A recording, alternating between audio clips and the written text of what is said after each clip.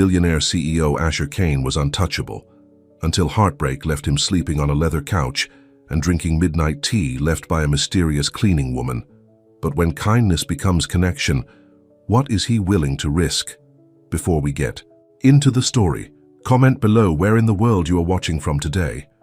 The morning sun streamed through the floor-to-ceiling windows of Kane International Holdings, casting long shadows across the polished marble floors. Asher Kane stood at the window of his corner office, his tall frame silhouetted against the city skyline. At 47, he was at the peak of his career, powerful, respected, and feared in equal measure. His perfectly tailored charcoal suit showed not a single wrinkle, despite the fact he had slept on his office couch again last night, for the 4th month in a row. "Mr. Kane, your 9 o'clock is here," his assistant Meredith announced from the doorway. Asher nodded without turning around. "Give me 5 minutes." When the door closed, he allowed himself a moment of weakness. He rubbed his tired eyes and glanced at the leather couch against the wall. A folded blanket and pillow were neatly tucked behind it, his secret.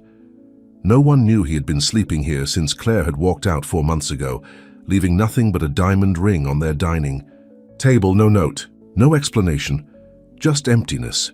Asher straightened his tie and put on the mask he wore so well.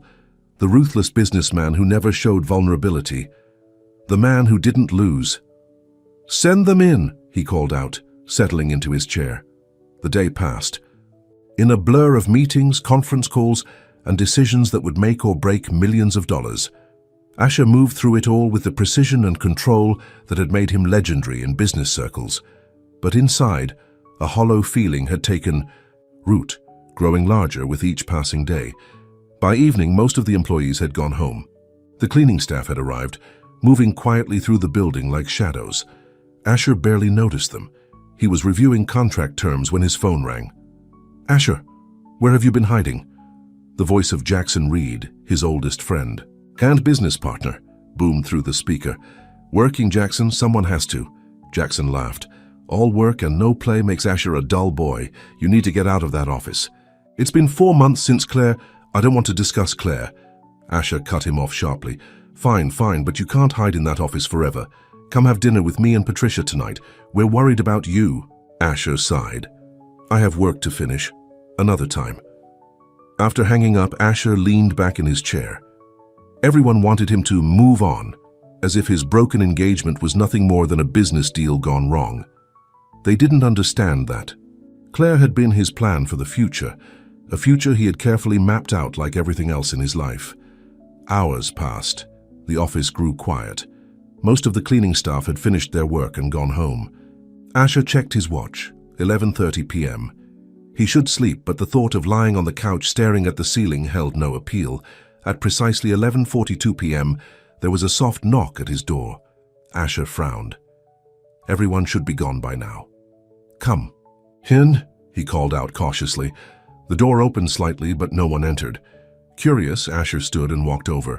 When he pulled it open wider, he found only an empty hallway and a steaming cup of tea on the small table beside his door. Asher stared at it in confusion. This had happened before, several times over the past weeks. A cup of tea, always at the same time, always when he was alone in the office. At first, he'd thought it was Meredith trying to care for him, but she left promptly at 6 every evening. He picked up the cup, inhaling the soothing aroma. The gesture was so simple, yet strangely comforting. Like someone had noticed his late nights. Someone cared. But who? The next morning, Asher arrived early as usual, finding his assistant already at her desk. "Meredith, has anyone been asking about my working hours?" he questioned. She looked up, surprised. "No, sir. Is something wrong?" "Have you noticed anyone from the cleaning staff coming to my office around midnight?" Meredith shook her head. "I wouldn't know, sir. I'm not here that late. Should I ask security to check the cameras?" "No," Asher said quickly. For some reason, he didn't want to expose his mysterious tea-bearer. "It's nothing important." That night, Asher deliberately stayed, late again. At 11:35, he turned off the lights in his office, but left the door slightly ajar. He positioned himself where he could see out without being easily noticed. At 11:40, he heard soft footsteps and the gentle squeak of what sounded like a cleaning cart. Then, right on schedule, a woman appeared.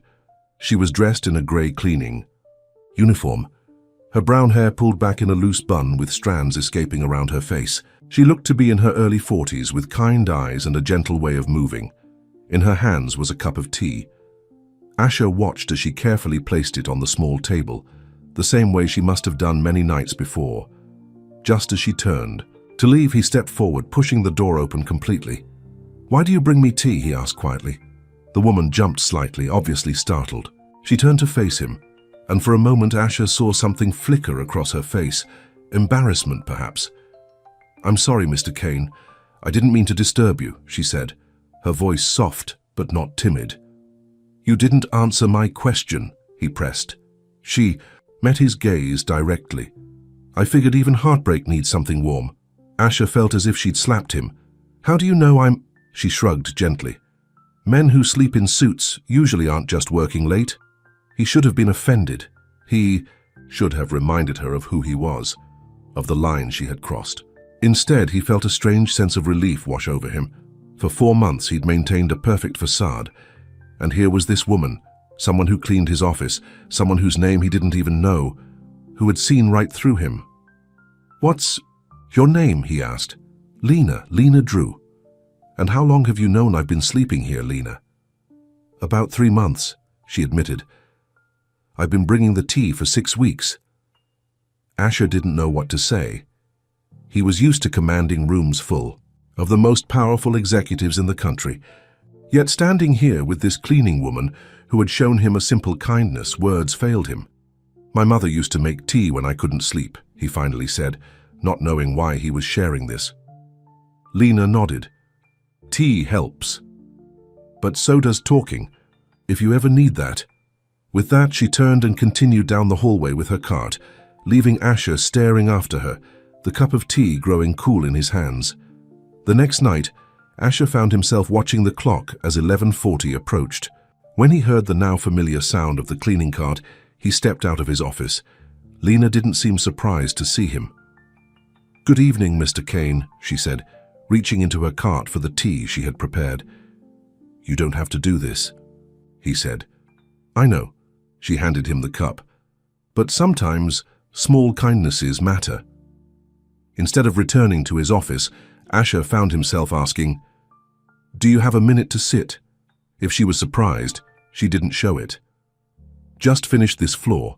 "So yes." They sat in the small break room down the hall. It felt strange to Asher. He never used this room. It was for staff, not the CEO.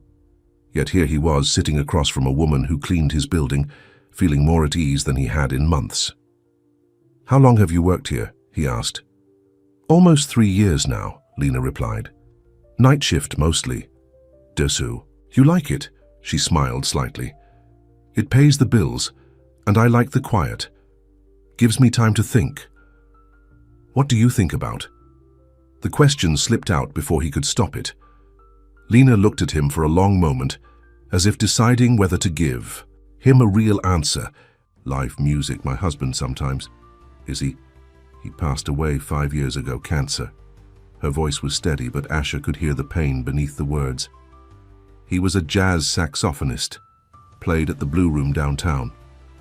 "I'm sorry," Asher said. "Meaning it. We had 15 good years," Lena said, "more than some get." They sat in silence for a moment, sipping their tea. Asher found it oddly comforting, this quiet conversation with a stranger who somehow didn't feel like a stranger at all. "Your fiancé," Lena said carefully. "The one in the society pages with you." "She left?" Asher tensed. "Yes." He expected to feel anger at the personal question, but instead he just felt tired. 4 months ago, no warning." "That's rough," Lena said simply. "The board doesn't know I've been staying here," Asher admitted. "They'd see it as a weakness." "Heartbreak isn't weakness, Mr. Kane. It's just being human." The words hung in the air between them. For years, Asher had built his reputation on being more than human, being untouchable, undefeatable. And in the span of one evening, this woman had seen through all of it. "Call me Asher," he said. "Please, Lena nodded, a small smile touching her lips. Asher then. Over the next few weeks, a routine developed. Asher would work late, and at 11:42, Lena would arrive with tea. Sometimes they would talk for only a few minutes. Other nights, their conversations stretched longer. He learned that she had a small apartment across town, that she loved old jazz records, and that she read voraciously, mostly history and biography. She didn't complain about her life or circumstances, though Asher could tell things weren't easy for her. In turn, he found himself sharing things he rarely discussed with anyone, stories about his childhood, his difficult relationship with his father, the pressure he felt to always succeed. He even told her about Claire, about the confusion and hurt he still carried. "She never gave me a reason," he confessed one night. "Just left, after 2 years together. Sometimes people leave because they're afraid of staying," Lena said thoughtfully, "afraid of what they might find out about themselves." Asher found her perspective refreshing.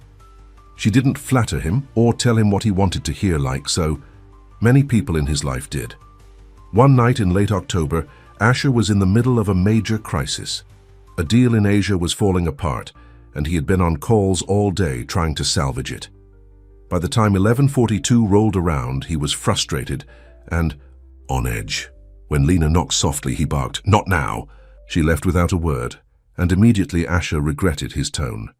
He hurried to the door, but she was already gone. The cup of tea sat on the small table, steam rising from it as always. The next night, he made a point to be waiting when she arrived. "I'm sorry about yesterday," he said before she could speak. Lena shook her head. "No need to apologize. Bad days happen. Still, I shouldn't have snapped at you." "True," she agreed with a small smile. "But I forgive you." They settled into their usual spots in the break room. Asher noticed that Lena looked tired, more so than usual. "Long day?" he asked. "My second job had me working extra hours," she explained. "The diner where I work mornings was short-staffed." Asher was surprised. "You work 2 jobs?" "Most of us do," she said simply. "One job rarely pays enough." He felt a strange guilt wash over him. Here he was, one of the wealthiest men in the city, while the woman who had shown him such kindness worked herself to exhaustion just to get by. "I could help," he offered impulsively. "I could get you a better position here, something that pays more." Lena looked at him, her expression unreadable. "Is that what you think I want from you, Asher? A job upgrade?" "No, I didn't mean... I'm good at what I do," she said firmly. "I'm not looking for charity or favors." "That's not what I meant," Asher backtracked, realizing he had offended her. "I just thought..." "I know what you thought," Lena said, her voice gentle but firm. "But this," she gestured between them, "whatever it is, it works because we're just 2 people talking. Not the CEO and the cleaning lady. Just Asher and Lena." Asher nodded slowly, understanding what she meant. Their late-night conversations had become a refuge precisely because they existed outside the normal hierarchies of his world. "You're right," he admitted. "I'm sorry." As November began, Asher realized something had changed within him. He found himself looking forward to those late-night conversations more than anything else in his day.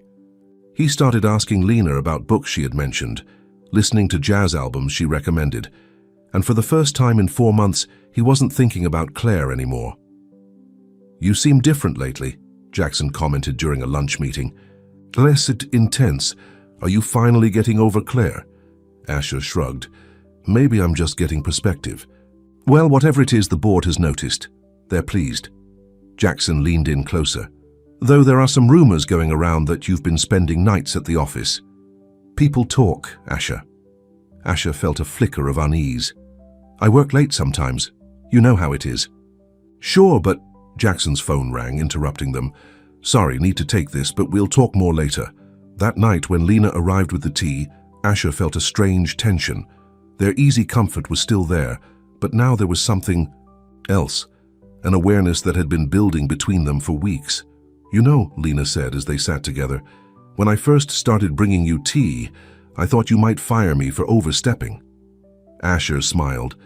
"I probably would have a few months ago." "What changed?" He looked at her, really looked at her, at the kindness in her eyes. the strength in her posture, the quiet dignity she carried. "I did," he admitted. "You made me see things differently." "That's what happens when you talk to people outside your usual circle," Lena said with a smile. "You get new perspectives." As the clock approached midnight, neither seemed eager to end their conversation. But finally, Lena stood. "I should finish my rounds," she said. "Of course." Asher stood as well.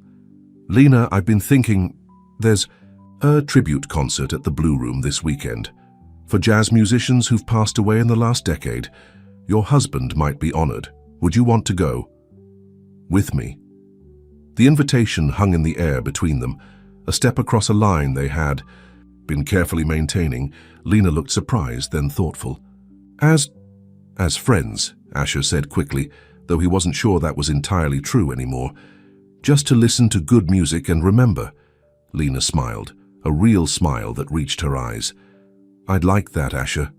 I'd like that very much." As she walked away, Asher felt something he hadn't experienced in a long time. Hope. Not the calculated optimism he showed shareholders or the confident predictions he made in boardrooms. Real hope. The kind that made his heart beat a little faster. Neither of them noticed the figure standing in the shadows at the end of the hallway, Jackson Reed, who had returned to drop off some documents for the morning meeting. He watched the exchange between his best friend and the cleaning woman with narrowed eyes. As Asher returned to his office, a hint of smile on his face, Jackson pulled out his phone and made a call. "Patricia? It's me. I think we have a problem with Asher. A big one." "Jackson." Reed paced the floor of his luxurious penthouse apartment, phone pressed to his ear. "Patricia, you should have seen them. Our friend, the great Asher Kane, making eyes at a cleaning woman. It's like he's lost his mind." His wife, Patricia, seated on their white leather sofa, frowned. "Are you sure you're not overreacting? Maybe they're just friendly." "Friendly?" Jackson scoffed. "The Asher we know doesn't do friendly with the cleaning staff. Something's going on, and the timing couldn't be worse. The Nakamura deal is hanging by a thread, and the board is already nervous about Asher's state of mind since Claire left." "What are you going to do?" Patricia asked, concern evident in her voice. Jackson's expression hardened. "Whatever it takes, to protect Asher from himself and the company."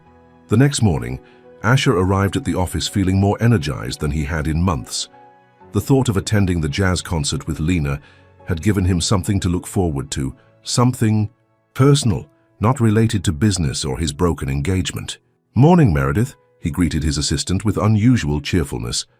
She looked up in surprise. "Good morning, Mr. Kane. Mr. Reed is waiting in your office. He said it's urgent." Asher's smile faded. Jackson rarely came to his office this early. "Unless there was a problem." "Asher," Jackson stood as he entered. "We need to talk." "About the Nakamura deal?" Asher asked, setting his briefcase down. "About you," Jackson replied. "And your sleeping arrangements." Asher felt a cold knot form in his stomach. "What are you talking about?" "I know you've been sleeping in your office since Claire left." "The security guards talk. The cleaning staff talks." Jackson paused meaningfully. "Especially one member of the cleaning staff, it seems." Asher's jaw tightened. "Have you been spying on me?" "I came by last night to drop off the Nakamura documents. Can saw you with her." Jackson's tone was accusatory. The cleaning woman, having what looked like a very intimate conversation. "Her name is Lena," Asher said, his voice controlled despite his rising anger. "And who I talk to is my business. Not when it affects the company." Jackson leaned forward. "The board is already concerned about your judgment since Claire left. What do you think they'll say when they hear you're living in your office and getting cozy with the custodial staff?" "They won't hear it unless someone tells them," Asher responded coldly. "People are already talking, Asher." Jackson's tone softened slightly. "Look, I'm not your enemy. I'm trying to protect you. The Nakamura deal is worth billions. We can't afford any distractions or scandals right now." Asher ran a hand through his hair, frustration evident. "There's no scandal, Jackson. Lena is..." He paused, not sure how to explain what she had become to him. "She's a friend." Jackson raised an eyebrow. "A friend? Do you even hear yourself? CEOs don't befriend cleaning ladies, Asher. It's inappropriate. It blurs the lines." And it makes people question your judgment. I don't care what people think. Well, you should. Jackson stood up. The board meeting is tomorrow. Get your house in order before then. And for God's sake, go home tonight. Sleep in your own bed. After Jackson left, Asher sat at his desk, a storm of emotions churning within him. He knew Jackson was right about one thing. Perception mattered in business. But the thought of ending his conversations with Lena felt like losing something precious. The day passed in a blur of meetings and phone calls. The Nakamura deal was indeed precarious, requiring all of Asher's focus and skill. By evening, he was mentally exhausted. As 11:42 approached, Asher found himself torn.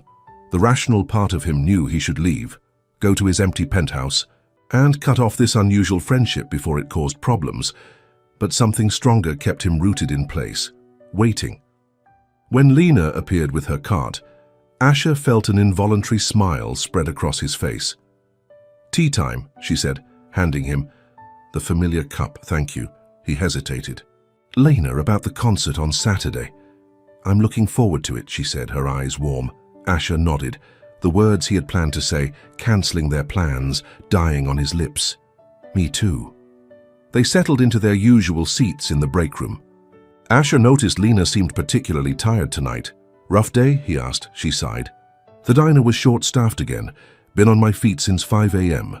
"You work too hard," Asher said softly. "Says the man who practically lives in his office," she countered with a smile. Asher chuckled, but his mind was still on Jackson's warning. "Can I ask you something, Lena? Do you ever talk to other employees about just our conversations?" She looked surprised. "Of course not. Why would I?" "No reason," he said quickly. "Just curious." Lena studied him for a moment.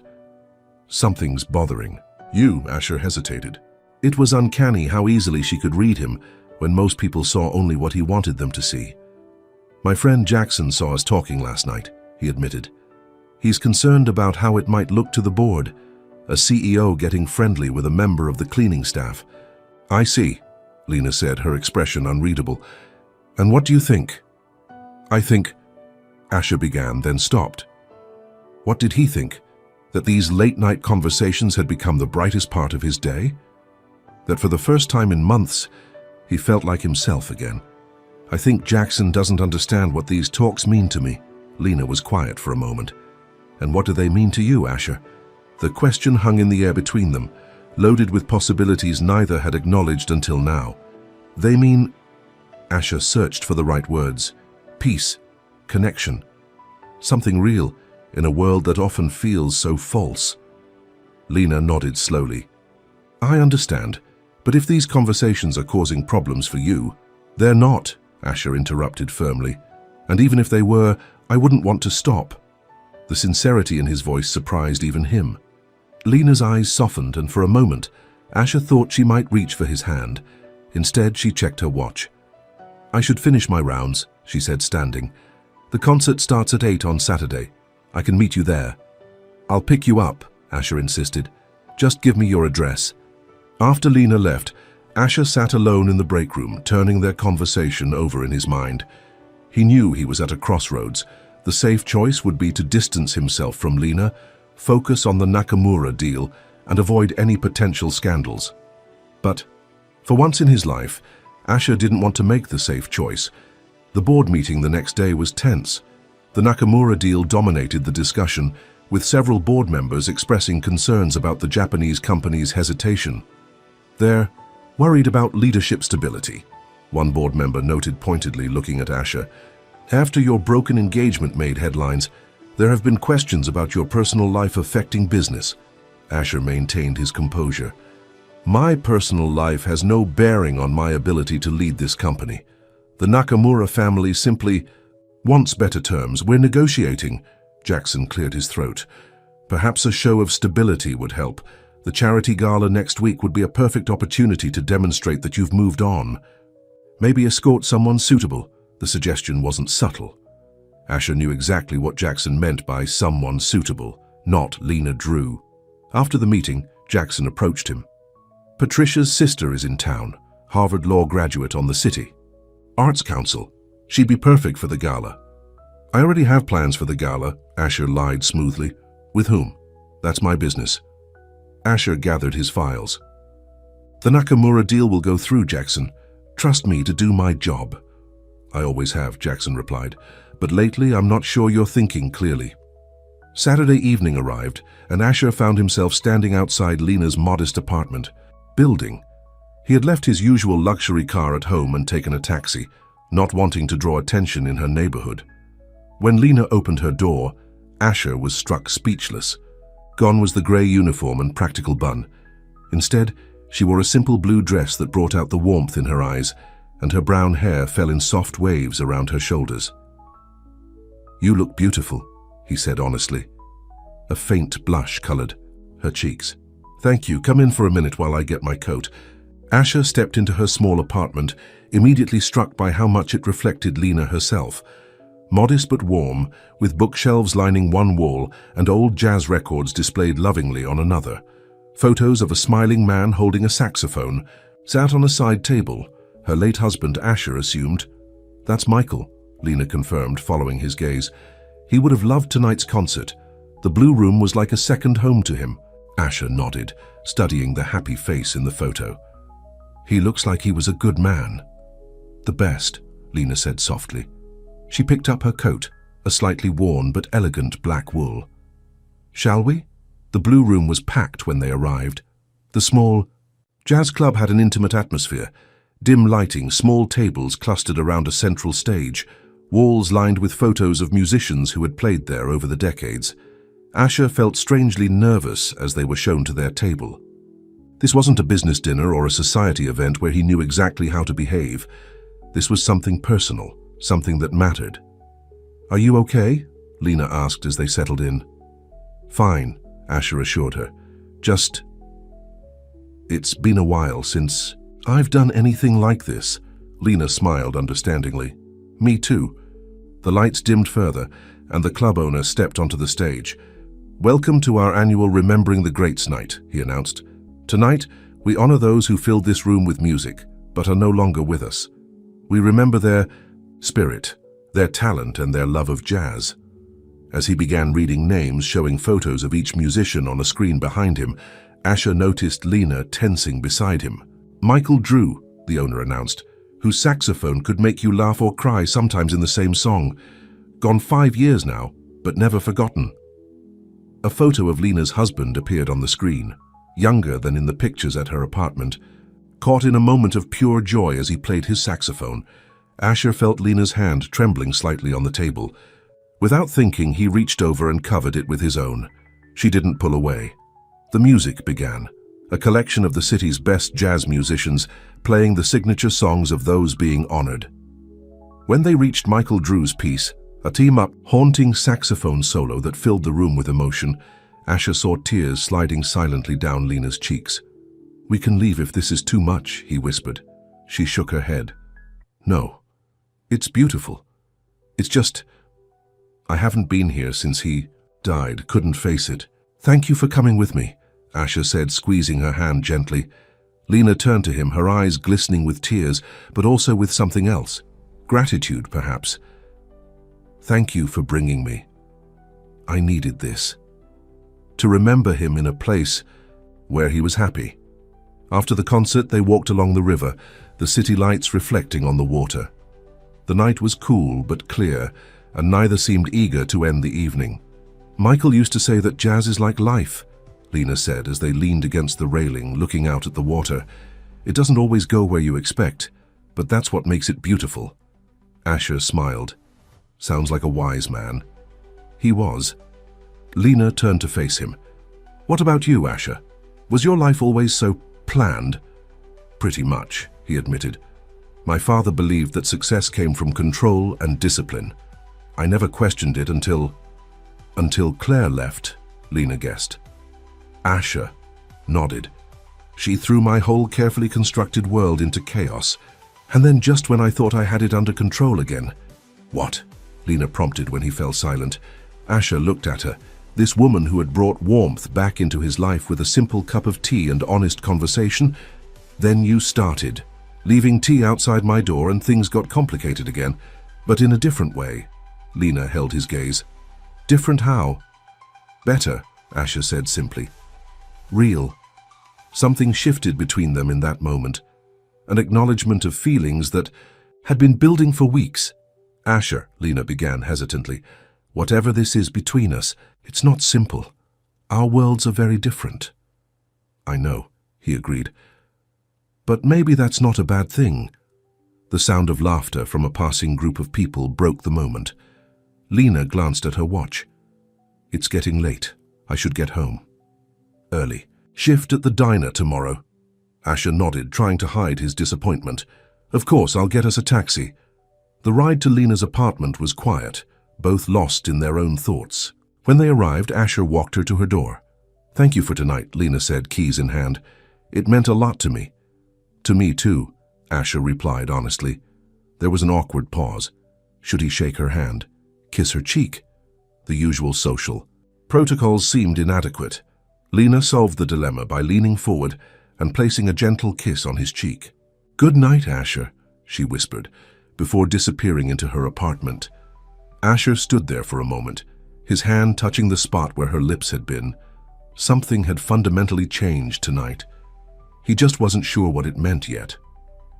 Monday. Morning brought an unexpected crisis.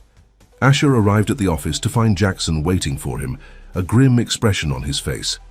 The Nakamura family has pulled out of the deal, Jackson announced without preamble. Asher felt like he'd been punched. What? Why? Jackson handed him a tablet. On the screen was a gossip website with the headline, Billionaire Bachelor Moves On with Mystery Woman. Below it was a grainy but recognizable photo of Asher and Lena outside the Blue Room. Who would... Asher began, anger rising. Does it matter? Jackson interrupted. The damage is done. The Nakamuras are extremely traditional. They value stability and proper appearances.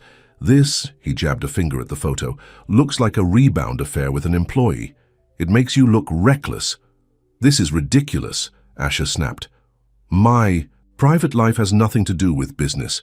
It does when you're the face of the company, Jackson retorted. The board is calling an emergency meeting for this afternoon. They want answers, Asher. After Jackson left, Asher sank into his chair, fury and frustration warring within him. He had spent months negotiating the Nakamura deal. It would have expanded their Asian market significantly. And now it was gone because someone had photographed him at a jazz club? His phone buzzed with a text from an unknown number. Mr. Kane. It's Lena. Someone showed me the article. I'm so sorry. I understand if you need to distance yourself. Asher stared at the message, feeling a strange calm descend. In that moment, something became crystal clear to him. He cared more about Lena's feelings than about the Nakamura deal or the board's opinion.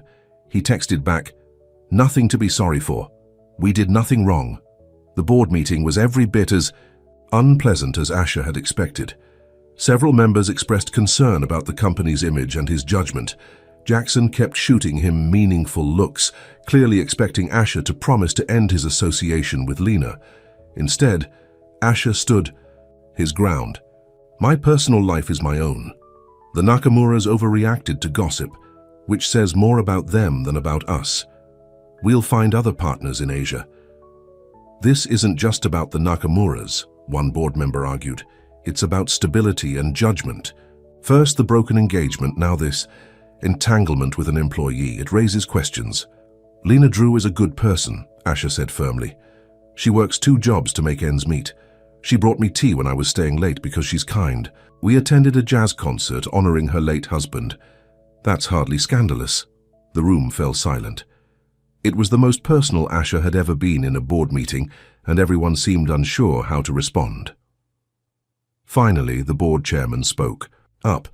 Perhaps we should focus on business solutions rather than Mr. Kane's private matters. What's our next move in Asia without the Nakamuras? Asher seized the opportunity to redirect the conversation, outlining alternative strategies. By the end of the meeting, the immediate crisis had been diffused, but he could tell the issue wasn't forgotten, merely postponed. As he left the boardroom, Jackson caught up to him. You're making a mistake, Asher. This woman, her name is... Lena, Asher interrupted sharply. Fine, Lena, she might be a wonderful person, but she's not from our world. You have nothing in common. What could possibly come of this? Asher considered the question seriously. I don't know, he admitted. But I know I'm not willing to walk away, just because it might be complicated. Jackson shook his head. The charity gala is this weekend. Everyone who matters will be there, including potential new Asian partners. Please tell me you're not planning to bring her. Would it be so terrible if I did? Asher challenged. Yes, Jackson said bluntly. It would confirm every rumor and raise even more questions. At least wait until this blows over. Asher knew Jackson had a point. Bringing Lena to such a high-profile event right now would only intensify the scrutiny, but the thought of attending with someone else felt wrong. I'll go alone, he decided. That night, Asher stayed late at the office, partly from habit and partly hoping to see Lena. But 11:42 came and went with no sign of her. Finally, around midnight, he heard the familiar sound of the cleaning cart. When he stepped into the hallway, he found not Lena, but an older man vacuuming. Excuse me, Asher called out. I'm looking for Lena Drew. She usually works this floor. The man looked up. Ms. Drew switched to the downtown offices, started tonight. Asher felt his heart sink. She had transferred without even telling him. Was she trying to protect him from further scandal? Or was she pulling away because things had become too complicated?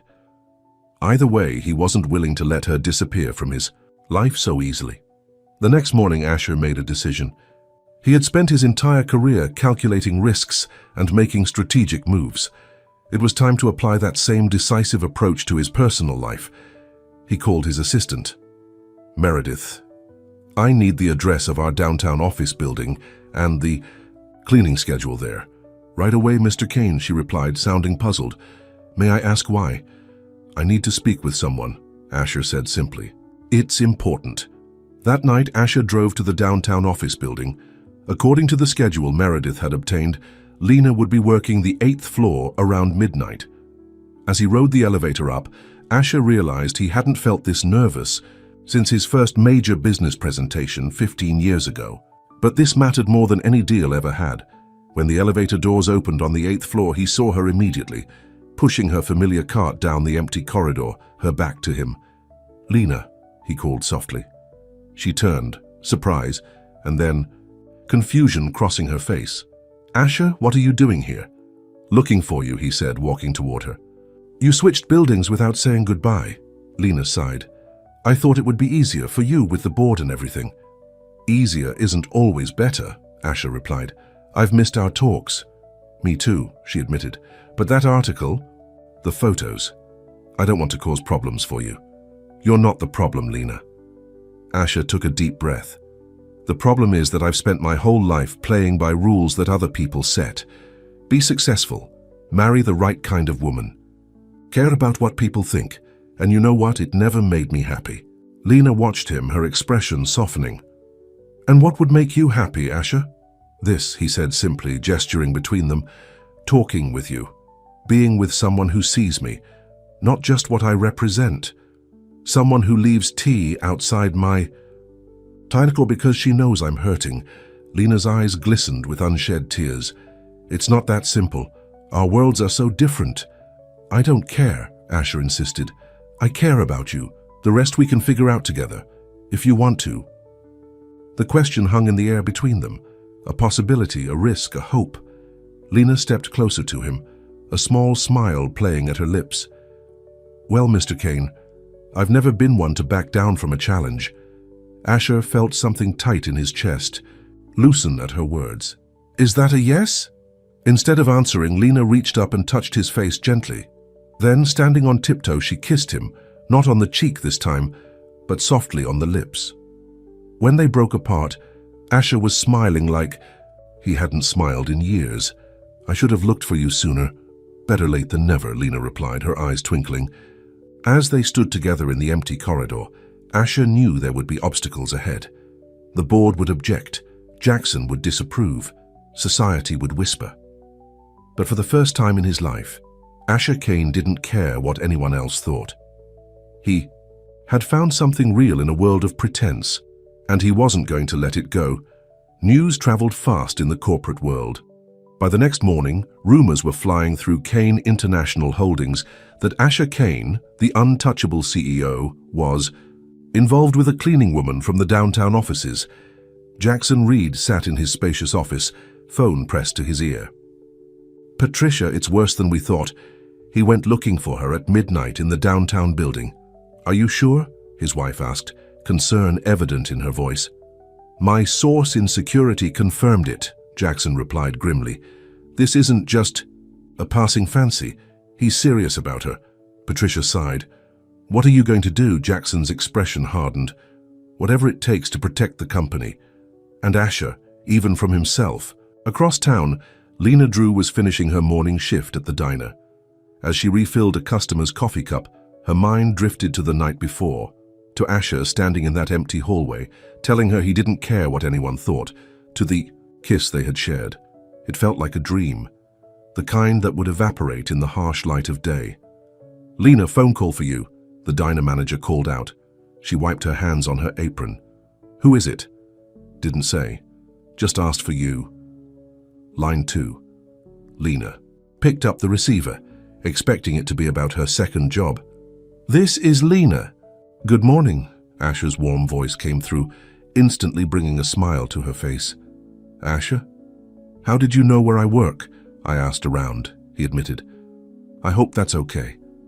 "It's fine," she assured him. "Just unexpected." "I wanted to ask you something," Asher continued. "There's a charity gala this Saturday. It's a big event for the company. Would you go with me?" Lena froze. A charity gala meant high society, wealthy donors, business associates, everything she was not. "Asher, I don't think that's a good idea," she said carefully. "Because of what people might say?" "Partly," she admitted. "But also because I don't belong in that world. I don't have gala dresses or know which fork to use for what," Asher chuckled. "The forks aren't that important. And as for the dress, we can figure that out. I want you there, Lena, as my date." Officially. The word officially hung in the air.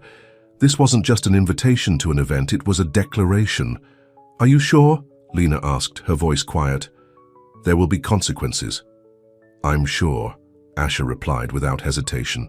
"The question is, are you willing to brave the lion's den with me?" Lena took a deep breath. She thought about Michael, about what he always used to tell her, life's too short to play it safe. He had lived by those words, taking risks on stage, playing from his heart rather than just the sheet music. "Yes," she said finally. "I'll go with you." "Great," Asher said, the relief evident in his voice. "I'll pick you up at 7 on Saturday." After hanging up, Lena leaned against the wall, her heart racing. What had she just agreed to? Walking into a room full of the city's elite on the arm of Asher Kane? It was madness, but it also felt right in a way nothing had for a very long time. At tea, Kane International Holdings, Asher was in his element. The crisis with the Nakamura deal had forced him to get creative, and he was now pursuing several promising alternatives with companies in Singapore and South Korea. The board seemed cautiously optimistic about these new directions. As Asher left a particularly productive meeting, Jackson fell into step beside him. "Good work in there," Jackson acknowledged. "Seems like you've put the Nakamura setback behind you." "Business moves forward," Asher replied evenly. "We adapt," Jackson nodded. "Speaking of adapting, I've been meaning to talk to you about the gala. Patricia's sister is still in town. She'd be a perfect escort for you, help smooth over the recent disruptions." Asher stopped walking. "I already have a date for the gala, Jackson." Jackson's expression darkened. "Please tell me it's not who I think it is." "Lena Drew," Asher confirmed. "And before you start, my mind is made up." "Have you lost your mind?" Jackson hissed, pulling Asher into an empty conference room. "The board is just starting to trust your judgment again, and now you want to parade your cleaning lady girlfriend at the biggest social event of the year." "Don't call her that," Asher warned, his voice dangerously quiet. "What would you prefer? The woman who mops the floors? The night shift custodian?" Jackson ran a hand through his hair in frustration. "Asher, be reasonable. I understand you might have feelings for this woman, but this isn't just about you. It's about the company, about all the people who depend on Kane International's stability." and reputation. I am being reasonable, Asher insisted. I'm living my life on my terms for once, and Lena makes me happy. Happier than I've been in years. Jackson studied his friend. This isn't like you. The Asher Kane I know always puts business first. Maybe it's time for a change, Asher replied simply. The board won't like it. I'll handle the board. Jackson shook his head. You're making a mistake, Asher. One that could cost you everything. Or it could be the best decision I've ever made, Asher countered. Either way, it's my choice to make. As Saturday approached, Lena found herself facing a practical problem.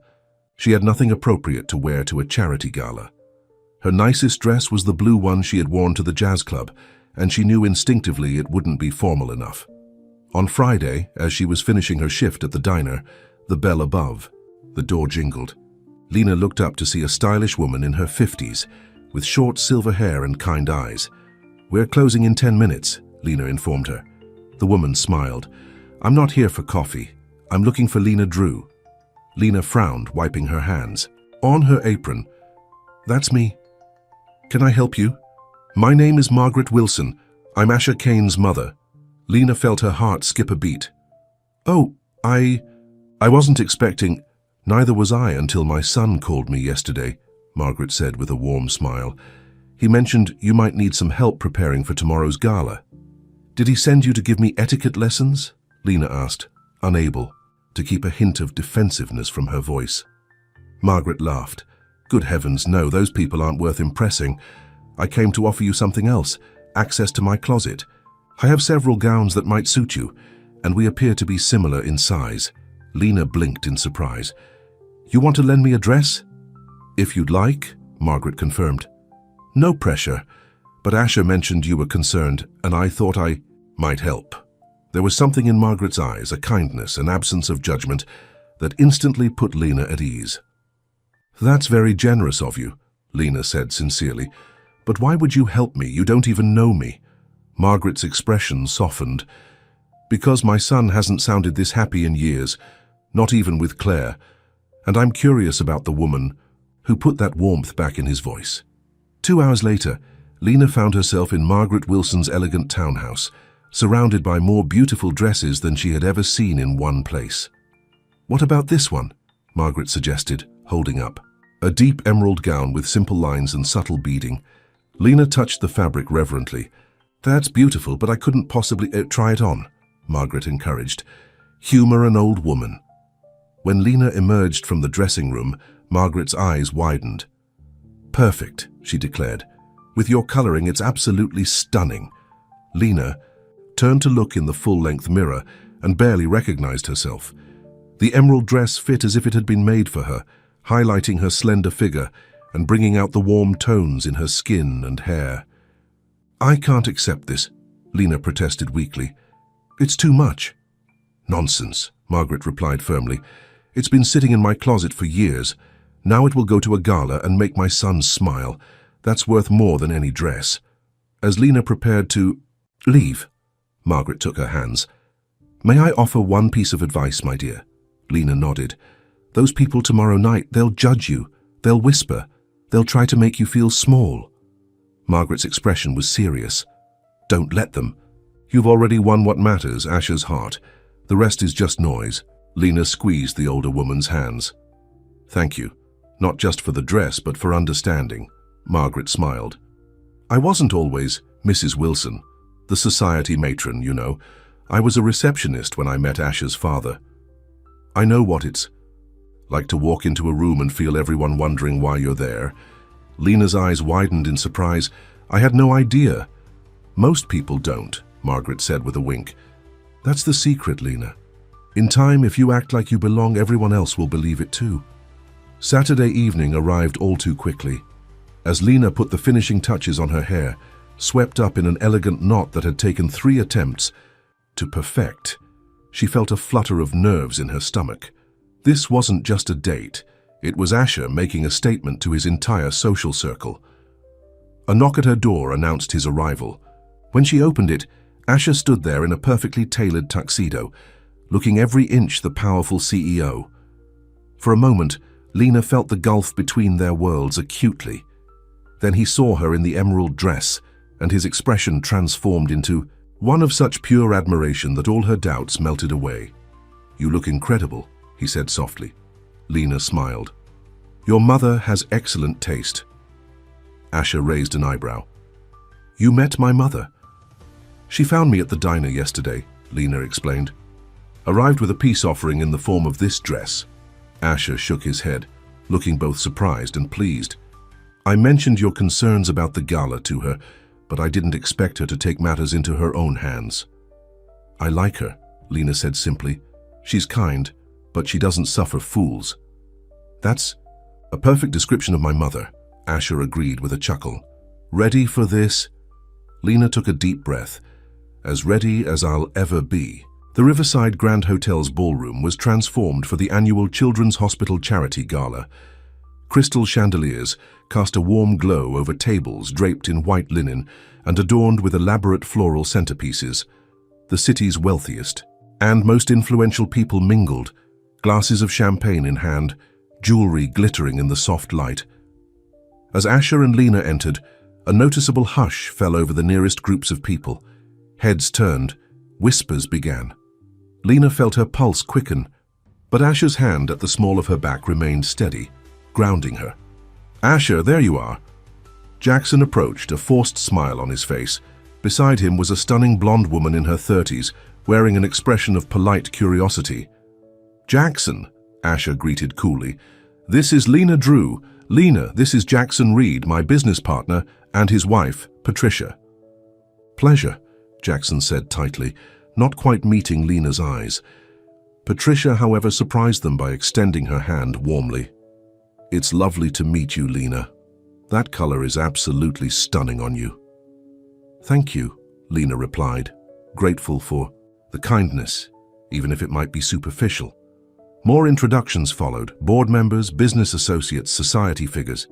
Some were openly curious, others barely concealed their disapproval. Lena met each with the same quiet dignity, refusing to be intimidated. "You're handling this beautifully," Asher murmured as they made their way to their table.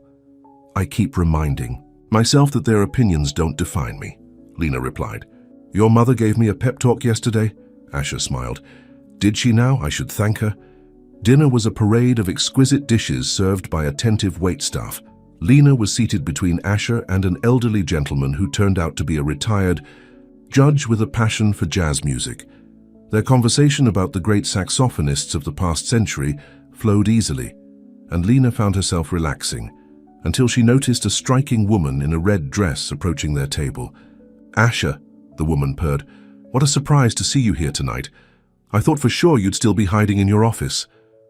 Asher's expression remained pleasant, but Lena felt him tense beside her. "Claire," he acknowledged. "I didn't know. You were in town." Claire Beaumont, Asher's ex-fiancée, Lena realized with a jolt. The woman was stunning, with sleek dark hair and the kind of polished beauty that comes from privilege and expensive treatments. "Just flew in yesterday," Claire replied, her gaze shifting to Lena with undisguised curiosity. "And you must be the cleaning lady I've been hearing so much about." The table went silent. Lena felt all eyes on her, waiting for her reaction to the deliberate slight. "My name is Lena Drew," she said calmly. "And yes, I do work in cleaning services, among other things." Claire's perfect smile didn't reach her eyes. "How fascinating." Asher always did have unexpected interests. "Not unexpected," Asher interjected, his voice cool. "Just refined. I've learned to value substance over surface." The barb hit its mark.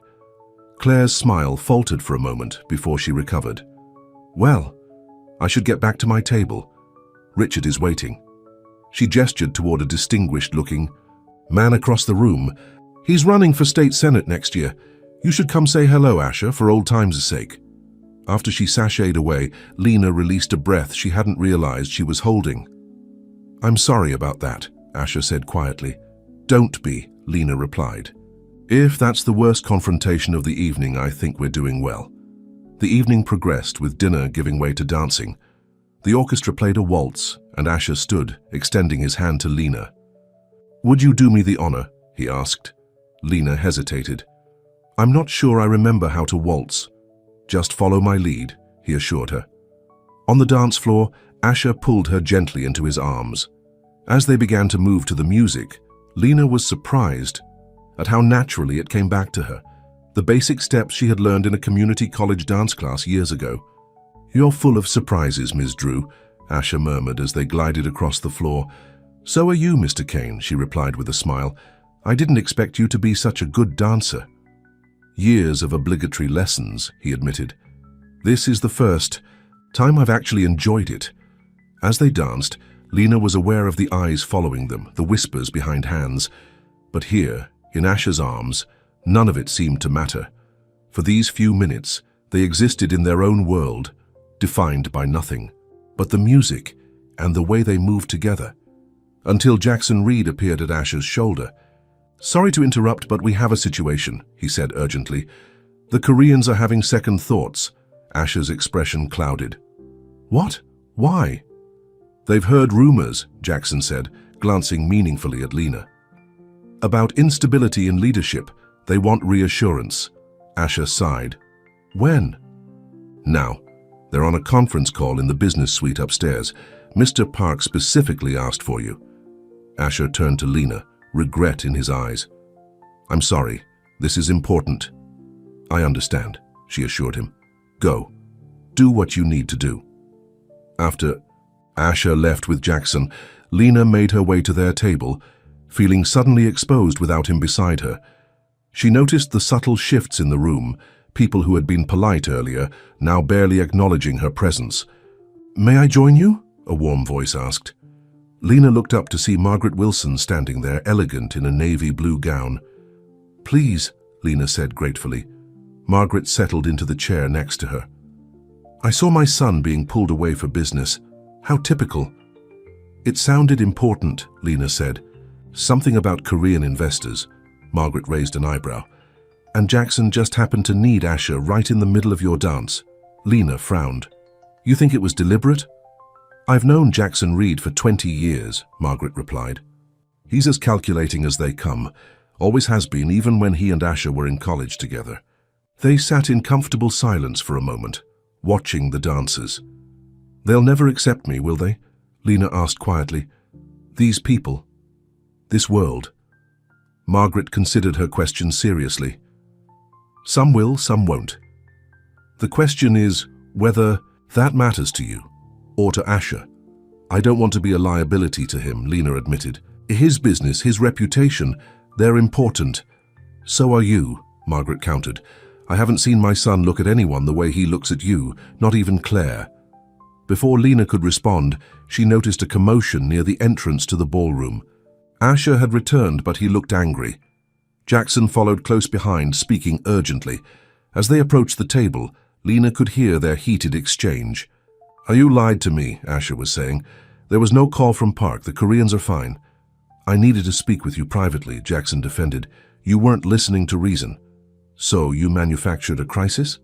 Asher's voice was cold with fury. "Crossed that line?" "I did what was necessary," Jackson insisted. "The board is concerned, Asher. This relationship is affecting your judgment, your focus. The company needs stability right now, not a CEO distracted by a midlife crisis." Asher's expression hardened. "Watch yourself, Jackson." "No. You need to wake up," Jackson hissed. "You're risking everything we've built for what? A fling with a cleaning lady. Is she really worth your reputation? The respect of your peers? The future of Kane International?" Lena felt her heart constrict painfully. The words stung, not because they were cruel, but because part of her feared they might be true. Was she worth all this trouble? This risk to everything Asher had worked for? "That's enough," Margaret interjected sharply, having overheard as well. "You've said quite enough, Jackson." Jackson had the grace to look embarrassed at being caught speaking so bluntly. "Mrs. Wilson, I apologize for my tone, but I'm only thinking of Asher's best interests. And the company's." "No," Asher contradicted, coldly. "You're thinking of your own interests and your vision of how things should be. Well, I'm done living by other people's expectations, Jackson. Done pretending to be something I'm not for the sake of appearances." "You don't mean that," Jackson said, lowering his voice. "You've worked too hard, sacrificed too much to throw it all away now." "I'm not throwing anything away," Asher replied. "I'm finally living honestly. And if the board has a problem with that, they're welcome to find a new CEO. A shocked silence followed his words. Even Margaret looked surprised at the declaration. Lena stood slowly. "I think I should go," she said quietly. "Lena, no," Asher began, reaching for her hand. "Please," she said, avoiding his touch. "I need some air, some time to think." Before he could protest further, Lena made her way through the crowded ballroom, toward the exit. She needed space to process what she had just heard. Was Jackson right? Was she nothing but a distraction, a liability to Asher's career and reputation? Outside on the hotel's grand terrace, Lena took a deep breath of the cool night air. The city sprawled before her, lights twinkling like earthbound stars. It was beautiful, but in that moment, she felt utterly alone. He really cares about you. You know. Lena turned to find Claire Beaumont standing a few feet away, a glass of champagne in her perfectly manicured hand. "I'm not in the mood for more insults," Lena said tiredly. Claire shook her head. "No insults, just an observation. I've known Asher for years, and I've never seen him stand up to Jackson like that. Not for anyone, not even for me." Lena studied the other woman cautiously. "Why are you telling me this?" Claire took a sip of her champagne, her expression thoughtful. "Because I walked away from Asher thinking he wasn't capable of that kind of passion, that kind of defiance. I thought he'd always choose the safe path, the expected one." She smiled ruefully. "Apparently I was wrong. He just needed the right reason to fight." "I never asked him to fight," Lena said quietly, "or to risk his company." "That's probably why he's willing to," Claire replied. "The women who demand sacrifices rarely inspire them." She set down her empty glass on a nearby table. "For what it's worth, I think you might be exactly what Asher needs. Someone real in his world of smoke and mirrors." With that surprising endorsement, Claire walked back inside, leaving Lena alone with her thoughts. A few minutes later, Asher joined her on the terrace. "Lena," he said softly, "I've been looking for you." She turned to face him, her heart heavy. "Asher, I don't think this is going to work." "What do you mean?" "Us. This." She gestured vaguely. "Jackson's right. I'm a distraction, a liability to your business, your reputation." "Jackson doesn't get to decide what matters to me," Asher said firmly. "Only I do, and you matter, Lena.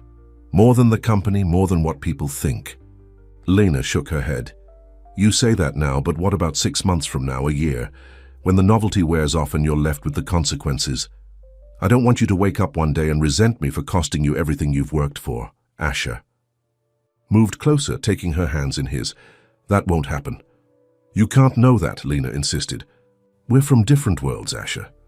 Maybe too different." "Then we'll build our own world," he replied simply. "Together." The conviction in his voice made her pause. "It won't be easy." "The best things rarely are," Asher said with a small smile. "Lena, before you came into my life, I was just going through the motions. Successful, yes, but empty inside. You changed that. You reminded me what it means to really live, to really feel. I'm not willing to go back to that emptiness. Not for Jackson, not for the board, not for anyone." Lena felt tears welling in her eyes. "I'm scared," she admitted. "Scared that I'm not enough, that I'll never fit into your life." "I already fit into the parts that matter," Asher assured her. "The rest is just details." He cupped her face gently. "I'm falling in love with you, Lena Drew, and that terrifies me more than any business risk ever could. But it's also the most alive I've felt in years." The words hung in the air between them, honest and vulnerable.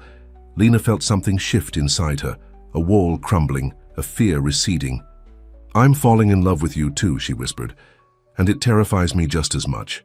Asher smiled, relief and joy mixing in his expression. "Then we can be terrified together." As he leaned down to kiss her, Lena knew they were crossing a threshold.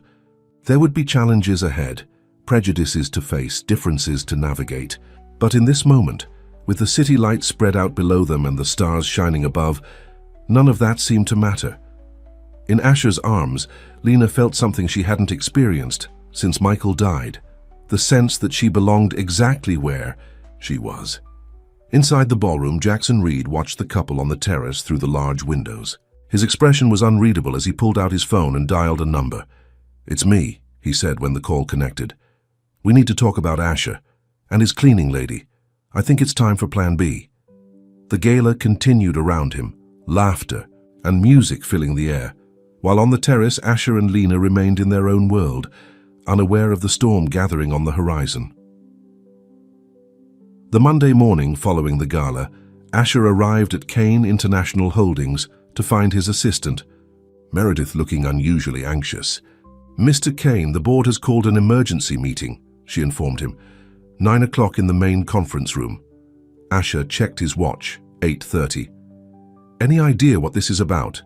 Meredith hesitated. "There are rumors, sir, about you and, well, about your personal life." "I see," Asher replied calmly, though internally he was bracing for battle. "Thank you, Meredith."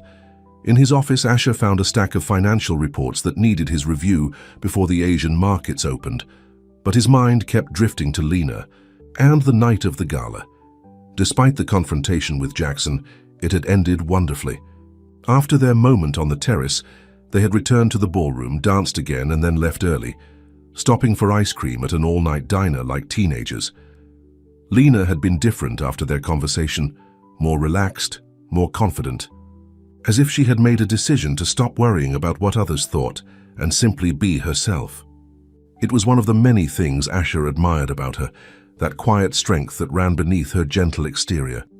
At precisely 9 o'clock, Asher walked into the board meeting. He could feel the tension in the room immediately. Jackson sat at one end of the table, his expression grim. Beside him was Patricia, who avoided meeting Asher's eyes. "Asher, thank you for joining us," the board chairman, Walter Bennett, began formally.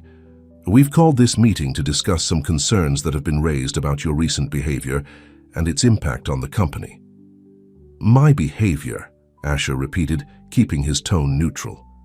"Yes," Walter continued. "Specifically, your relationship with an employee, which has now become public knowledge, and your apparent disregard for how this relationship might affect the company's reputation and stability." Asher nodded slowly. "I assume you're referring to Lena Drew." "We are," Walter confirmed. "Jackson has brought to our attention that this involvement has affected your focus and judgment in recent months. The loss of the Nakamura deal is just one example." Asher shot Jackson a cold look. "The Nakamura deal fell through because of leaked photos to the gossip press. I wonder who might have had an interest in making that happen." Jackson straightened in his chair. "Are you accusing me of something, Asher?" "I'm simply pointing out that timing is interesting," Asher replied coolly, "especially given your clear disapproval of my relationship with Lena." Walter cleared his throat. "Regardless of how the information leaked, the fact remains that your personal choices are now affecting the company. Our stock price has dipped 3 points since those photos surfaced." "A temporary fluctuation," Asher countered. "The new Korean negotiations are proceeding well, and the Singapore deal is all but finalized. Both will more than compensate for the Nakamura loss." "Perhaps," another board member interjected, "but there's concern about the future, about your focus and priorities." Asher looked around the table, meeting each person's gaze directly. "Let me be clear. My relationship with Lena Drew is not up for discussion in this room. My personal life is my own. What is open for discussion is my performance as CEO, which remains exemplary by every measurable standard." "Asher," Jackson leaned forward. "No one is questioning your abilities. We're concerned about perception, about stability, especially after everything with Claire." "Ah, so that's it," Asher said, understanding dawning. "You think I'm having some sort of breakdown? First the broken engagement, now a relationship with someone inappropriate. You think I'm unstable?" Walter shifted uncomfortably. "We're simply concerned, Asher. You haven't been yourself lately." "Actually, Walter, I'm more myself than I've been in years," Asher replied firmly. "And if my choices make some of you uncomfortable, that's something you'll need to come to terms with, because I'm not ending my relationship with Lena." A tense silence fell over the room. Finally, Jackson spoke up. "Then perhaps you should consider stepping back temporarily. Take some time off. Clear your head." You'd like that, wouldn't you, Jackson? Asher said quietly. Me out of the way while you guide the board's decisions. Patricia, who had remained silent until now, suddenly spoke up. That's not fair, Asher. Jackson is thinking of the company, of you. Is he? Asher turned to her. Or is he thinking of himself? Of the power vacuum that would be created if I stepped down? That's enough, Walter interceded. This isn't productive. You're right, Asher agreed, standing up. So let me make this simple. I am the CEO of Kane International Holdings. My personal life is my own business. If the board feels that my performance is lacking, they're welcome to review the quarterly results, the new market expansions, and the rising profit margins. Beyond that, I suggest we focus on business matters in this room. With that, Asher walked out, leaving a stunned silence in his wake. As he returned to his office, his phone buzzed with a text from Lena. Thinking of you today. Hope the meeting goes well. Despite the confrontation, Asher smiled. Just a simple message from her could lift his spirits. He texted back, Stormy, but I'm still standing. Dinner tonight? Her reply came quickly. Of course. My place? I make. A mean lasagna. Perfect, he typed. Can't wait. The rest of the day passed in a flurry of work. Asher threw himself into finalizing the Singapore deal, determined to prove to the board, and perhaps to himself, that his personal life wasn't affecting his business acumen. By evening, he was ready for the comfort of Lena's company. Her small apartment, with its bookshelves and jazz records, had begun to feel more like home than his luxurious but sterile penthouse. When Lena opened the door, the warm smell of garlic and tomatoes enveloped him. You weren't kidding about the lasagna, he said, kissing her gently. Family recipe, she replied with a smile. My grandmother was Italian. Come in, it's almost ready. As they sat at her small kitchen table, eating lasagna and sharing a bottle of red wine, Asher recounted the board meeting. They really think I'm having some sort of midlife crisis, he said, shaking his head. As if finding happiness must mean I've lost my mind. Lena's expression was thoughtful. People don't like what they don't understand, and someone like you being with someone like me, it doesn't fit their worldview. Their worldview needs expanding then, Asher said firmly. Lena reached across the table, taking his hand. Are you sure this is worth it? All this conflict, the pressure? Absolutely, Asher said without hesitation. You are worth everything. Lena, I've never been more certain of anything. Her eyes softened. I feel the same way, but I hate being the cause of trouble for you. For you're not the cause, Asher assured her.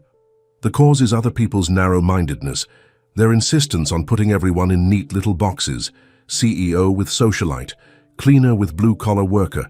Never the twain shall meet. And yet here we are, Lena said with a small smile. Here we are, Asher agreed, squeezing her hand. After dinner, they moved to her small living room. Lena put on one of her late husband's jazz records, and they sat together on the couch, the music washing over them. Michael would have liked you, Lena said suddenly. He always said I deserved someone who could see me. Really see me? Asher pulled her closer. I wish I could have met him, thanked him for being part of what made you who you are. Lena rested her head on his shoulder. Sometimes I feel guilty, she admitted, for being this happy again. Like I'm somehow being disloyal to his memory. Do you think that's what he would want? Asher asked gently. For you to be alone forever? Lena shook her head. No. He made me promise, actually, in the hospital near the end. He said, when you're ready, find someone who makes you laugh, someone who sees your heart. Wise man, Asher said softly. They sat in comfortable silence for a while, listening to the soulful saxophone notes filling the room. Move in with me, Asher said suddenly. Lena sat up, looking at him in surprise. What? Move in with me, he repeated. Or I'll move in here, I don't care which. I just want to be with you every day, not just stolen evenings and weekends. Asher, are you sure? That's a big step. I'm sure, he said firmly. I love you, Lena. I want to build a life with you. Lena's eyes filled with tears. I love you too, she whispered. But your board already thinks you're having a breakdown. What will they say if we move in together? I don't care what they say, Asher replied. I'm done living for other people's approval." Lena studied his face, searching for any signs of doubt. Finding none, she nodded slowly. "Okay. Okay?" Asher repeated, breaking into a smile. "Yes," Lena confirmed, her own smile growing. "But not your penthouse. It's beautiful, but it doesn't feel like a home. Like somewhere real people live." "We'll find a new place," Asher agreed immediately. "Something that feels right for both of us." As they sealed the decision with a kiss, Asher felt a sense of rightness settle over him. This was what had been missing from his life. Not professional success or social status, but this simple, profound connection with someone who truly saw him. The next morning, Asher arrived at the office earlier than usual. He had a plan forming.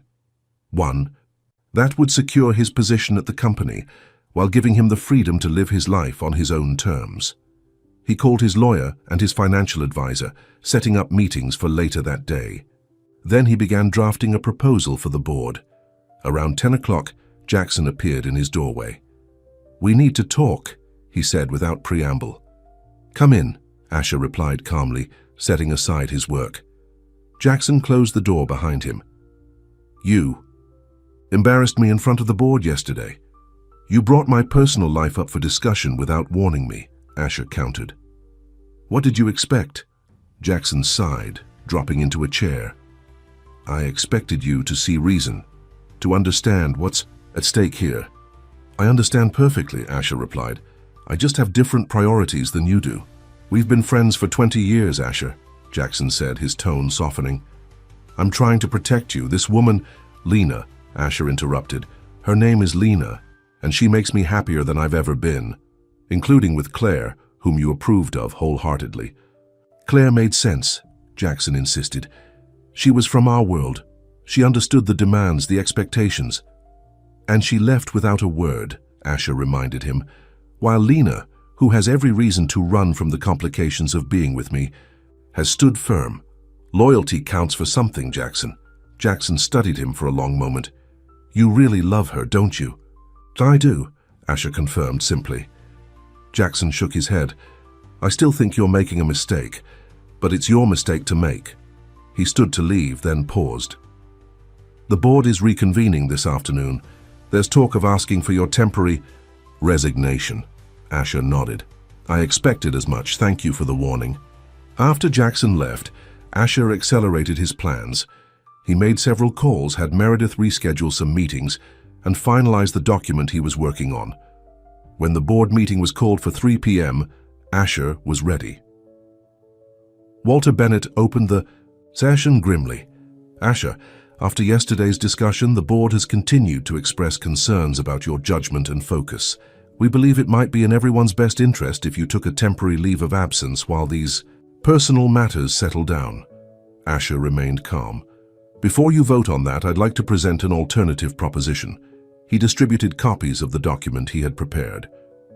"This is a proposal for a restructuring of the executive leadership.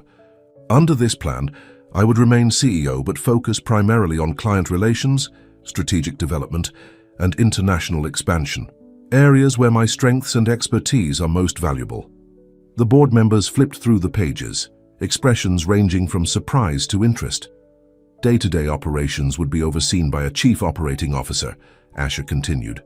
"I'm proposing Jackson for that role, with appropriate compensation adjustments." Jackson's head snapped up, shock evident on his face. "Additionally," Asher went on, "I've included a detailed 5-year growth strategy, complete with projections that have been verified by our financial team this morning. You'll note that it includes the successful completion of both the Singapore and Korean deals, along with a new initiative in the European market that could increase our annual revenue by up to 30%. A murmur ran through the room as the board members examined the projections. "This is quite comprehensive," Walter admitted, clearly surprised. "I've also taken the liberty of transferring 10% of my personal shares in the company to a voting trust," Asher added. "These shares will be voted in accordance with independent assessments of company performance. If key metrics fall below established thresholds, those votes will automatically support new leadership." The room fell silent as the implications of this move sank in. Asher had effectively put a significant portion of his own power on the line, tied directly to his performance as CEO. In other words, he concluded, I'm giving you an objective measure of my leadership, one that transcends personal feelings about my private life. Walter cleared his throat. This is certainly an unexpected proposal, Asher. The board will need time to review it carefully. Of course, Asher agreed smoothly. I'm happy to step out while you discuss it. In the hallway outside, Asher waited, calmly. He was confident in his strategy. By offering Jackson a promotion, one that would give him more power and recognition, he had turned a potential enemy into a stakeholder in his success. By putting his own shares into a performance-based trust, he had demonstrated his commitment to the company's success above his personal control. After 30 minutes, he was called back in. We've reviewed your proposal, Walter announced. And, while we have some questions about specific details, the overall framework appears sound. We'd like to move forward with further discussion rather than the other option we were considering. Asher nodded, keeping his expression neutral despite the surge of relief he felt. I'm glad to hear that. I believe this structure will benefit everyone involved, the company, its shareholders, and its leadership team. Jackson caught up with him after the meeting. COO? With a 40% salary increase? He asked, still looking stunned. Why?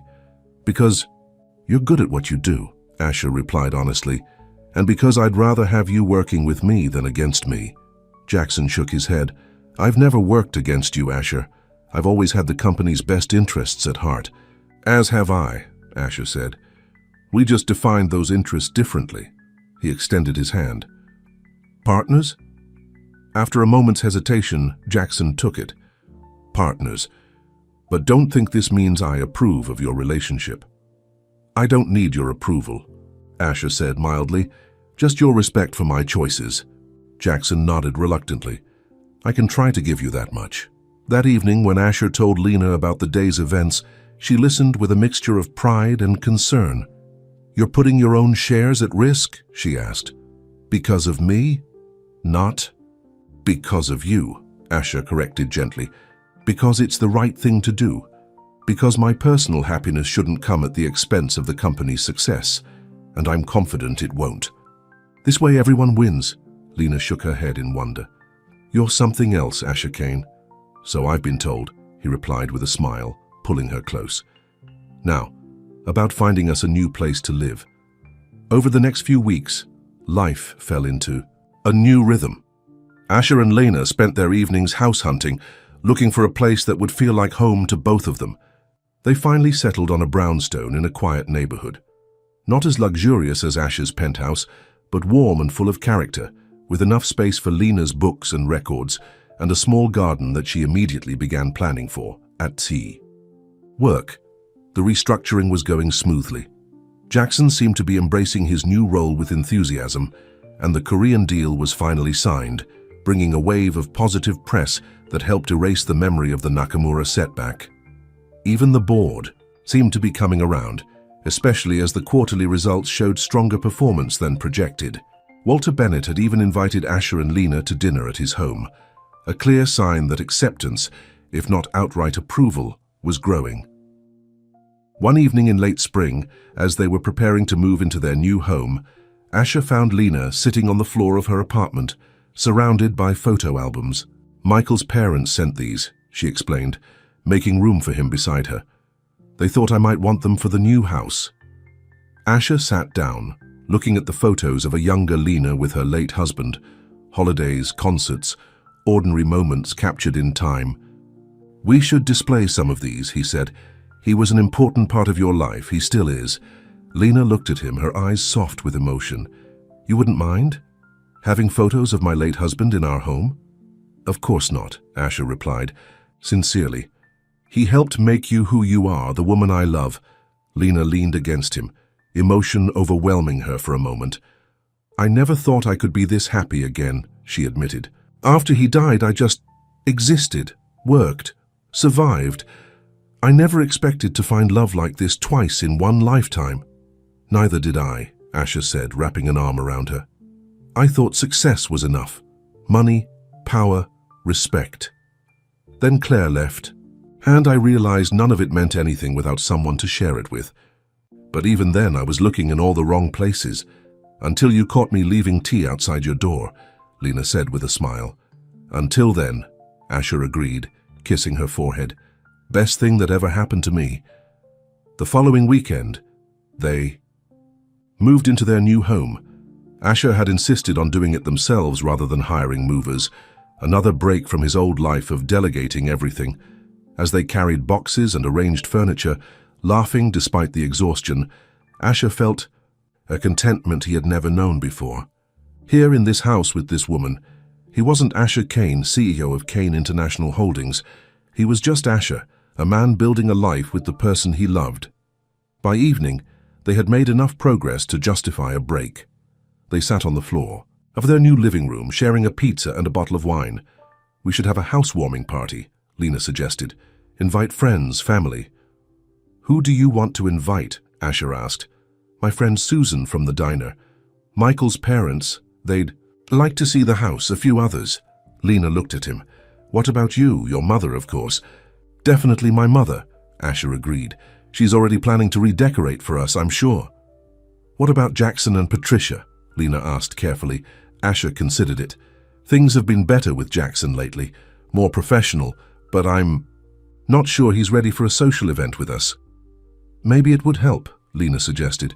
Show him that this is real, that we're not going anywhere. Asher smiled at her wisdom. You might be right. I'll invite them. The housewarming party was scheduled for the following month, giving them time to properly settle in. In the meantime, life continued to evolve in new and wonderful ways. Lena had finally been able to quit her second job at the diner, though she insisted on keeping her cleaning position. I like the work, she explained to Asher. It gives me time to think, to be useful in a tangible way. Asher understood. It was part of her independence, her identity, and he loved her for it. He had changed too. The man who once worked 15-hour days now made it home for dinner most evenings. He had learned to cook, badly at first, but improving with Lena's patient guidance. He had even started playing the piano again, something he hadn't done since college. The night of the housewarming party arrived with perfect early summer weather. Their eclectic mix of guests mingled in the garden. Lena's diner friends chatting with Asher's mother, Michael's parents examining the framed jazz records on the wall, board members from Kane International trying to look comfortable in this unfamiliar setting. To everyone's surprise, Jackson and Patricia had accepted the invitation. They arrived bearing an expensive bottle of champagne and unmistakable curiosity. As Asher made the rounds, ensuring everyone had drinks and food, he watched Lena across the garden. She was talking animatedly with his mother and Walter Bennett, looking completely at ease. There was no trace of the woman who had once been intimidated by the charity gala crowd. She had found her confidence, her place, not by changing who she was, but by being unapologetically herself. Jackson approached him, drink in hand. Nice place, he commented. Different from what I expected. In a good way, I hope, Asher replied. Jackson nodded slowly. It suits you, both of you. Thank you for coming, Asher said sincerely. It means a lot to Lena, and to me. Jackson glanced over at Lena. She's not what I expected either, he admitted. The board was impressed with her at the Phillips meeting last week. Asher raised an eyebrow. You invited her to a business meeting? Walter's idea, Jackson said with a shrug. He thought it would help smooth things over if the board got to know her in a neutral setting. She was impressive, intelligent, dignified, not at all what they were picturing. I could have told them that, Asher said, unable to keep a hint of smugness from his voice. Yes, well, Jackson cleared his throat. I may have been hasty in my judgment. It was as close to an apology as Jackson Reed was likely to give, and Asher accepted it as such. Water under the bridge, he said, clinking his glass against Jackson's. As the evening progressed, Asher found himself standing alone for a moment, observing the gathering. His past and present had come together in this garden, his corporate life, Lena's world, their shared future. It wasn't seamless. There were still awkward moments, cultural disconnects, but it was working. They were making it work. Lena joined him, slipping her arm through his. "Penny for your thoughts?" "Just thinking about how far we've come," Asher replied. "From tea outside my office door to this." Lena smiled. "It's been quite a journey." "And it's just beginning," Asher said, turning to face her. He took both her hands in his. "Lena Drew, there's something I've been wanting to ask you." Her eyes widened as he reached into his pocket and pulled out a small velvet box. Around them, the party gradually fell silent as guests noticed what was happening. "I had a whole speech prepared," Asher said with a nervous laugh, "about how you've changed my life, how you've made me happier than I ever thought possible. But looking at you now, the only words that matter are these: I love you, will you marry me?" He opened the box to reveal a ring, not an ostentatious diamond like the one he had given Claire, but a vintage emerald surrounded by small diamonds, elegant and unique. Tears filled Lena's eyes. "Yes," she whispered. "Yes, I will marry you." Asher slipped the ring onto her finger. Cheers erupted around them. He pulled her into his arms, kissing her as their friends and family applauded. In that perfect moment, Asher knew that all the struggles had been worth it. The board meetings, the gossip, the judgment, none of it mattered compared to this. He had found something real, something true, with the woman who had once left tea outside his door when everyone else had gone home. As they broke apart, smiling, through happy tears, Lena whispered, "Who would have thought? The CEO and the cleaning lady." "No," Asher corrected gently, "just Asher and Lena. Two people who found each other when they needed it most." Around them, their unlikely family came. Together to celebrate, different worlds colliding and creating something new, something beautiful. The evening stretched on, filled with laughter and music and love, and later, when everyone had gone home, Asher and Lena stood in their garden under the stars, still holding on to each other. "Are you happy?" he asked, looking into her eyes. "Completely," she replied without hesitation. "You?" "More than I ever imagined possible," Asher said truthfully. "Who needs perfect when you can have real?" Lena smiled, resting her head against his chest. "Real is pretty perfect if you ask me." As they stood there together, the future stretching out before them bright with promise, Asher silently thanked whatever twist of fate had brought them together, a businessman who had lost everything that mattered, and a cleaning woman who had shown him what really counted in life. After everyone else had left, they had found each other, and in doing so, they had found themselves. The end.